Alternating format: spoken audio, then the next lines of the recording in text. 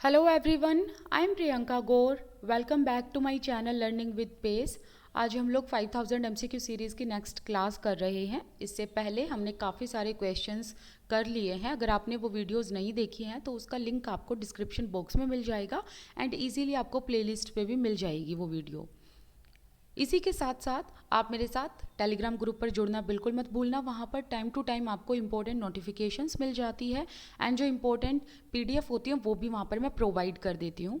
And you can follow me on Instagram as well. Telegram and Instagram इन दोनों के user name screen पर लिखे हुए हैं, साथ ही साथ इसका लिंक डिस्क्रिप्शन बॉक्स में भी है। ठीक है, चलिए शुरू करते हैं हमारा आज का टॉपिक। तो आज हम जो सीरीज़ है वो यहाँ से शुरू करेंगे। इससे पहले के क्वेश्चंस हमने ऑलरेडी कर लिए हैं। फर्स्ट क्वेश्चन है a sentimental journey through France and Italy. ये एक वर्क है, ये एक ट्रैवल बुक है। ये बुक किसने लिखी है आपको ये बताना है। बुक का नाम क्या है दोबारा देख लेते हैं। A sentimental journey through France and Italy. इसके ऑप्शन देखिए कि इसके ऑथर कौन है। Tobias Smollett, Laurence Sterne, Henry Fielding या फिर Sheridan. Correct answer is option number B, Laurence Sterne. इन्होंने ये ट्रैवल बुक लिखी थी a sentimental journey through France and Italy और ये बुक आई थी 1768 में। एक यहाँ पर जो ये ऑप्शन है टोबायस स्मोलेट, इन्होंने भी सिमिलर एक ट्रैवल बुक लिखी थी on France and Italy, but इनकी ट्रैवल बुक का नाम क्या है। टोबायस स्मोलेट ने जो ट्रैवल बुक लिखी थी ऑन फ्रांस एंड इटली उसका नाम है travels through France and Italy. Travels through France and Italy.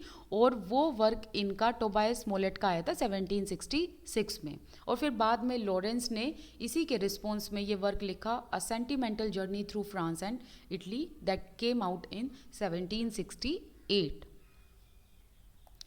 Next question है the philosophical tale the vicar of the Wakefield is written by. आपको बताना है कि ये वर्क किसका है। The vicar of the Wakefield. Option देखिए Laurence Sterne, Oliver Goldsmith, Samuel Richardson, Joseph Addison. Option number B is correct, Oliver Goldsmith.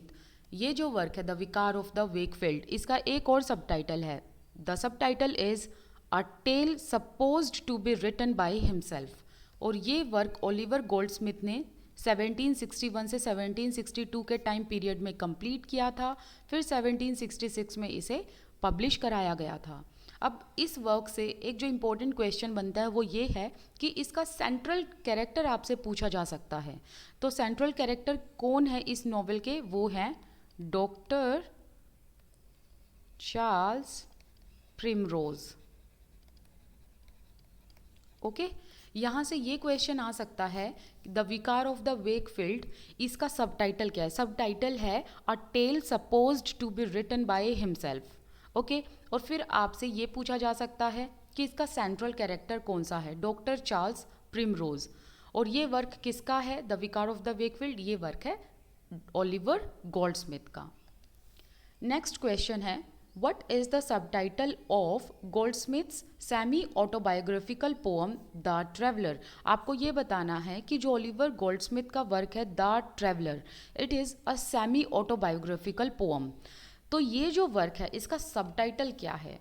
Options are a song to David, the citizen of the world, a prospect of society, the good natured man. इसका correct answer है option number C, a prospect of society. और ये work कब आया था, 1764 में आया था। तो आपसे क्या पूछा जा सकता है, एक तो ये पूछा जा सकता है द ट्रेवलर, या फिर इसी का जो सब टाइटल है अ प्रोस्पेक्ट ऑफ सोसाइटी किसका वर्क है, गोल्डस्मिथ का वर्क है, या फिर द ट्रेवलर का सीधा सीधा सब टाइटल आपसे पूछा जा सकता है एग्जाम में। नेक्स्ट है London a poem of 1738 and एक और वर्क है the vanity of human wishes. ये दोनों ही पोम किसने लिखी, डॉक्टर सैमुअल जॉनसन ने। किसकी इमिटेशन में लिखी वो आपको बताना है। Options are Sophocles, Spenser, Juvenal या फिर Milton. Option number C is correct. Doctor Samuel Johnson ने जुवेनियल सिटायर को इन दोनों वर्क में डाला है और ये दोनों ही वर्क कौन से हैं, London a poem of 1738 and the second one is the vanity of human wishes. इसमें इन्होंने लैटिन पोएट जुवेनिल को इमिटेट किया, मतलब उनके सेटायर को इमिटेट किया।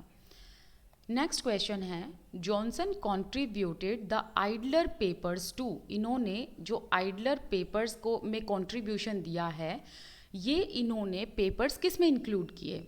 Options are the Rambler, the Universal Chronicle, the Spectator, the Coverley Papers. Option number B is correct, the Universal Chronicle. Idler करके जो इन्होंने जो पेपर्स हैं वो कंट्रीब्यूट किए, ये 1758 से 1759 के बीच में किए थे। जो डॉक्टर सैमुअल जॉनसन है ना, he wrote 3 series of articles for weekly newspapers. तो कौन कौन से थे? The Rambler, the adventure and next one is the idler. तो आइडलर जो है ना, वो इन्होंने कौन से न्यूज़पेपर में डाला था? द यूनिवर्सल क्रॉनिकल में ऐड किया था इसे। नेक्स्ट क्वेश्चन है, which of the following journals was established by doctor Johnson himself. आपको ये बताना है कि इन ऑप्शंस में से कौन सी ऐसी जर्नल है जो डॉक्टर सैमुअल जॉनसन ने खुद लिखी, खुद पब्लिश किया, खुद उसे स्टैब्लिश किया। Options are the Idler, the Spectator, the Review and next one is the Rambler. Option number D is correct, the Rambler. अब आप सोचेंगे कि द आइडलर भी तो डॉक्टर सैमुअल जॉनसन की है, लेकिन इसमें अदर ऑथर्स ने कंट्रीब्यूट किया है। द रैम्बलर इनका अकेले का ही जर्नल है। फाइन। नेक्स्ट क्वेश्चन है, who called doctor Johnson as the hero as man of letters. Man of letters का मतलब क्या है? जो लिखते हैं। और हीरो का मतलब क्या है? तो हम अभी देखेंगे कि हीरो का एक्चुअल में मीनिंग क्या है, क्योंकि पहले तो हमें ये देखना है कि ये स्टेटमेंट किसने दी है। तो डॉक्टर जॉनसन के लिए ये स्टेटमेंट किसने दी? That doctor Johnson is the hero as man of letters. Options are Thomas Carlyle, Arnold Boswell या फिर Eliot. Option number A is correct, Thomas Carlyle. Thomas Carlyle ने डॉक्टर जॉनसन को hero क्यों करके बुलाया? क्योंकि ये कहते थे कि एक तो डॉक्टर जॉनसन ने सीरीज ऑफ आर्टिकल्स लिखे थे, पीरियोडिकल्स छापी थी इन्होंने, जिसमें इन्होंने इनर ट्रुथ की बात की थी, मतलब अपने विजन्स जो है वो इन्होंने सभी लोगों के सामने शेयर किए थे। इसी बात पर थॉमस कार्लाइल कहते हैं कि जो डॉक्टर जॉनसन है ये एक हीरो हैं, और एक हीरो ऐसा इंसान होता है जो अपनी लाइफ को डिवोट कर देता है to show the inner truth and share the vision with the rest of the world. मतलब सारे संसार के साथ, अपनी सच्चाई के साथ, जो सोसाइटी में हो रहा है, जो आसपास हो रहा है, जो सोसाइटी की फोलीज है, अगर उन्हें सच्चाई के साथ कोई दिखाता है वो इंसान हीरो होता है। और इसीलिए थॉमस कार्लाइल ने डॉक्टर जॉनसन को ये कहा था that he is the hero as man of letters. ठीक है। Next question is the last of Johnson's great works was. Johnson ने जो लास्ट वर्क्स लिखे उसमें से ग्रेटेस्ट वर्क कौन सा है इनका? ऑप्शन देखिए, the dictionary of English language, history of Rasselas, next one is lives of poets and life of mister Richard Savage. Option number C is correct, lives of the poets, जिसमें इन्होंने 52 poets की biographies लिखी हैं, उनका critical appraisal किया है। Next work is who is known for his novel of mystery and terror such as The Castle of Otranto। आपको ये बताना है द कासल ऑफ ओट्रेंटो के ऑथर कौन है, और ये एक गॉथिक नॉवल है, और ऐसा कहा जाता है, it is considered that this is the first Gothic novel ever written in England. So ये है द कासल ऑफ ओट्रेंटो। अब आपको बताना है कि ये वर्क किसका है। ऑप्शन है Horace Walpole, Tobias Smollett, Mrs Radcliffe या फिर Matthew Lewis. Option number A is correct, ये वर्क किसका है? हॉरेस वॉलपोल का ये वर्क है। नेक्स्ट क्वेश्चन है, the author, the 18th century author of the Rivals and the School for Scandal and the Critic. ये 3 वर्क हैं, the Rivals, the School for Scandal, the Critic. ये work किसके हैं? Options are Goldsmith, Steele, Johnson या फिर Sheridan. ये इसका correct answer is Sheridan. ये तीनों ही वर्क किसके हैं? शेरिडन के वर्क हैं। अब इसमें जो ये वर्क है द क्रिटिक, इसका एक और सब टाइटल है that is tragedy rehearsed. Okay, चलिए नेक्स्ट क्वेश्चन है, Mrs Malaprop is a character from Sheridan's which work. आपको ये बताना कि शेरिडन का एक कौन सा ऐसा वर्क है जिसमें इन्होंने इस कैरेक्टर को पोर्ट्रे किया है। कैरेक्टर का नाम क्या है? Mrs Malaprop. ऑप्शन देखिए, the Rivals, the Critic, the School for Scandal या फिर none of the above. Option number A is correct, the Rivals. अब इसको याद रखने का एक तरीका है, जो ये कैरेक्टर है मेलाप्रॉप, ये कहाँ से लिया गया? ये लिया गया मेलाप्रोपिज्म से। मेलाप्रोपिज्म का मतलब होता है जो शब्दों में गलती करता है और ऐसी गलती कि जिस पर लोगों को हंसी आ जाए, सिली मिस्टेक जो करता है वर्ड्स में। तो ऐसे ही इन्होंने, शेरिडन ने एक ऐसे कैरेक्टर को पोर्ट्रे किया जो वर्ड्स को बोलते वक्त उनका मिसयूज़ करती है और सिली मिसयूज़ करती है जिस पर लोगों को हंसी आती है। तो इनका नाम क्या रखा? मिसेस मेलाप्रोप। तो मतलब ये नाम मेलाप्रोपिज्म से लिया गया है और ये कैरेक्टर है द राइवल्स में। ओके, नेक्स्ट क्वेश्चन है, ये नेक्स्ट क्वेश्चन ये बिल्कुल भी इम्पोर्टेंट नहीं है और इस क्वेश्चन का कोई सेंस भी नहीं बनता। चलिए नेक्स्ट है, the first periodical that appeared in Europe was. अब आपको ये बताना है कि यूरोप में जो फर्स्ट पीरियोडिकल थी वो कौन सी अपीयर हुई। यहाँ पर आप लोग कंफ्यूज हो सकते हैं, इनको ध्यान से सुनना, यहाँ से क्वेश्चन आते हैं। ऑप्शन देखिए, द टैटलर, द स्पेक्टेटर, गेजेटा या फिर द रिव्यू। तो फर्स्ट पीरियोडिकल आपको बतानी है, फर्स्ट पीरियोडिकल कौन सी है? गेजेटा। ठीक है, कौन सी है? गेजेटा। इसमें कंफ्यूज मत हो जाना, कभी आप द टैटलर लगा के आ जाओ। ठीक है, तो आंसर क्या है? गेजेटा। ठीक है, ये फर्स्ट पीरियोडिकल थी। अब ऐसा ही सेम क्वेश्चन पूछा गया न्यूज़पेपर के बारे में, which of the following was the name for first daily newspaper that begin in 1702। अब एक चीज़ यहाँ पर ध्यान देना, क्वेश्चन में बोला है एक तो फर्स्ट, फिर बोला है डेली न्यूज़पेपर। ठीक है, तो ये कब आया था? 1702 में आया था। अब आपको बताना है कि वो न्यूज़पेपर का नाम क्या है। ऑप्शन है गेजेटा।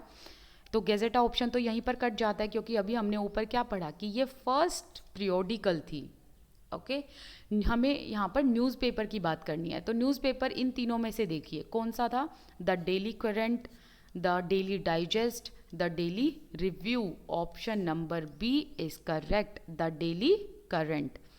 नेक्स्ट क्वेश्चन है, next one is regarding which of his books Jonathan Swift had reportedly exclaimed. ये जोनाथन स्विफ्ट ने किस बुक के लिए कही थी ये बात? What a genius I had when I wrote that book. आपको उस बुक का नाम बताना है। ऑप्शन देखिए, the battle of the book, Meditation on a Broomstick, A Tale of a Tub, Gulliver's Travel. बहुत इंपॉर्टेंट क्वेश्चन है, इसको ध्यान से आपने याद रखना है। ये कौन सी बुक के लिए इसने कही थी? अ टेल ऑफ अ टब के लिए। और इसके बारे में हमने बात भी की थी क्योंकि हम इसी के साथ साथ वो सीरीज़ भी कर रहे हैं ना ब्रिटिश लिटरेचर की। अगर आपने वो वीडियोज़ नहीं देखे तो आप उन्हें भी साथ में रेफरेंस में रख सकते हैं। ठीक है, तो ये जो कोट है ये जोनाथन स्विफ्ट ने कही थी खुद के लिए। What a genius I had when I wrote that book. आपको उस बुक का नाम बताना है, a Tale of a tub. तो ये क्वेश्चन किस तरीके से आ सकता है? ये ऐसे पूछ लेंगे, पहले तो टेल ऑफ अ टब किसकी है? वो है जोनाथन स्विफ्ट की। दूसरा क्वेश्चन ये आ जाएगा कि ये जो स्टेटमेंट है ये किसने कही है? ये कही है जोनाथन स्विफ्ट ने। किसके लिए कही है? खुद के लिए कही है। किस बुक के लिए कही है? A Tale of a tub के लिए कही है। तो ऐसे घुमा फिरा के क्वेश्चन आ सकते हैं। ठीक है, तो यहाँ पर जो MCQ का जो पार्ट है आज का वो कंप्लीट करते हैं। कल हम नए MCQs के साथ नई वीडियो में मिलेंगे। ठीक है, तब तक के लिए आप मेरे साथ टेलीग्राम पर जुड़िए, साथ ही साथ मुझे इंस्टाग्राम पर फॉलो करिए। जो भी आपके डाउट्स हैं आप मुझे वहाँ पर DM कर सकते हैं। Thank you so much. This side Priyanka Gaur. I wish you all the best. Keep learning. Bye bye.